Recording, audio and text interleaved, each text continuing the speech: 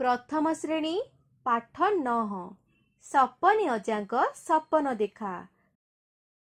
शीत राति उषुम बिछाणारे सपनी अजा खटरे शोइथिले। सपन देखिले हाथीटीए उड़ुची आकाशरे। हेले पिले कौन बुझिले? शीत राति सपनी अजा निज खटरे घोड़ाघोड़ी होई शोइथिले। से स्वप्नरे देखिले हाथीटीए आकाशरे उड़ुची। हाथीटा उड़ी उड़ी आसी पड़िला शोइबा घर उपरे।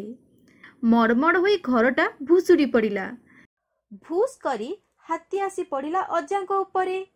हाउली खाई उठी पड़िले अजा। सपन भाजीगला। देखिला बेलको अजा पड़िथिले खट तले। सपनी अजा स्वप्नरे देखिले जे गोटिए हाथी आकाशरे उड़ुची। हाथीटी उड़ी उड़ी आसी अजाଙ୍କ शोइबा घर उपरे पड़िगला। आउ तांको शोइबा घर भांगीगला। अजाଙ୍କ शोइबा घर भांगीगला एवं हाथी आसी पड़िला अजाଙ୍କ उपरे। जेतेबेले अजा देखिले हाथीटी निज उपरे पड़िगला सेतेबेले डररे अजाଙ୍କ स्वप्न भांगीगला। अजा हाउली खाई माने डरिकी उठी पड़िले। तांकर स्वप्न भांगीगला। अजा उठिला बेलको देखिले सी खट तले पड़िछंती।